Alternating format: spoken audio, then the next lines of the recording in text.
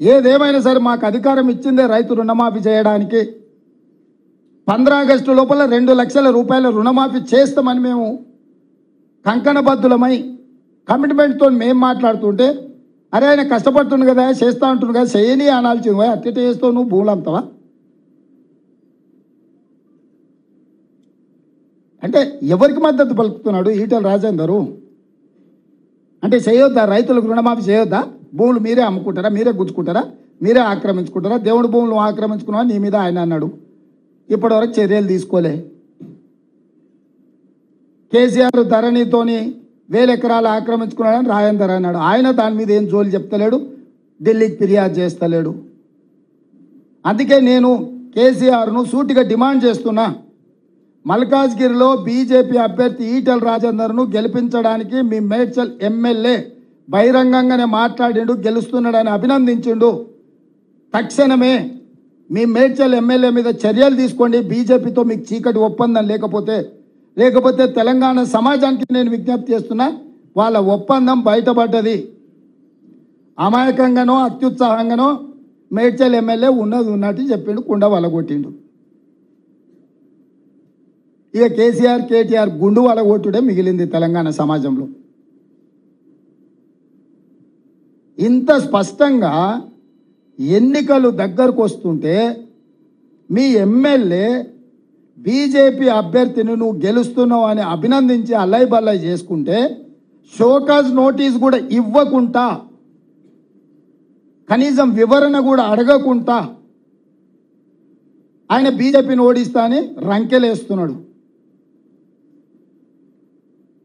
ఆయన మహబూబ్నగర్ పోయిందంట, తింటుంటేనే 2 సార్లు కరెంటు పోయిందంట.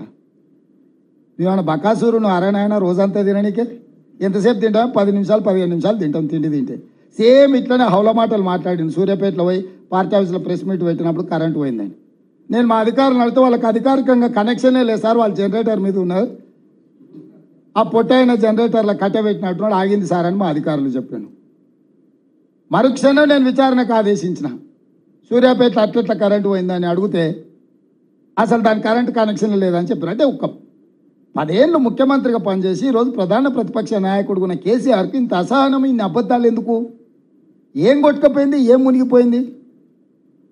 ఏం అధికారం లేకపోతే సస్తమా?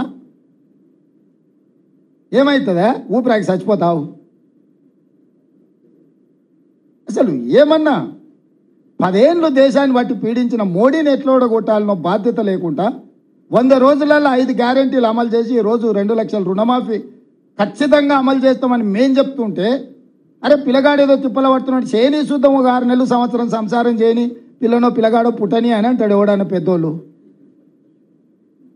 కడపకాడ అడ్డం పట్టుకున్నట్టుంది నా వ్యవహారం. ఏంది జరగొద్దు, ఏంది ఉండొద్దు,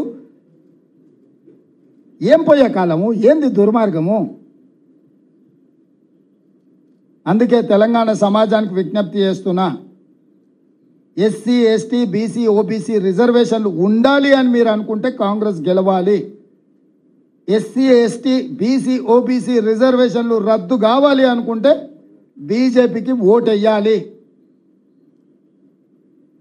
మైనారిటీలను నెత్తి మీద పెట్టుకొని ఊరేగుతాన కేసీఆర్ ఇలా బహిరంగంగానే అమిత్ షా ప్రత్యక్షంగా చెప్పిండు రద్దు చేస్తా అని.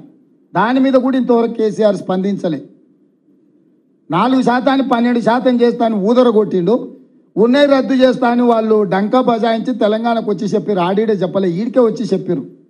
దాని మీద కూడా కేసీఆర్ పల్లెత్తు మాట మాట్లాడతలేడు. దీన్ని బట్టి ఈ వర్గాలన్నీ కూడా ఆలోచన చెయ్యాలి. మేం కార్పొరేట్ కంపెనీలకు వ్యతిరేకము. అదానీ అంబానీలు ఈ దేశాన్ని దోచుకోవడం, ఈ దేశం యొక్క ప్రభుత్వాల మీద ప్రభావితం చేసి 60 లక్షల కోట్ల రూపాయల ఆస్తులు మేము జమ చేస్తే నరేంద్ర మోడీ అమిత్ షా వాటిని 6 లక్షల కోట్లకు తెగ నమ్ముకున్నారు. బిఎస్ఎన్ఎల్ ఎల్ఐసి నుంచి మొదలు పెడితే రైల్వేస్ కానీ, ఎయిర్పోర్ట్లు కానీ, పోర్టులు కానీ, నేషనల్ హైవేస్ కానీ ఇవన్నీ కూడా మేము సంపాదించి పెడితే తాత ముత్త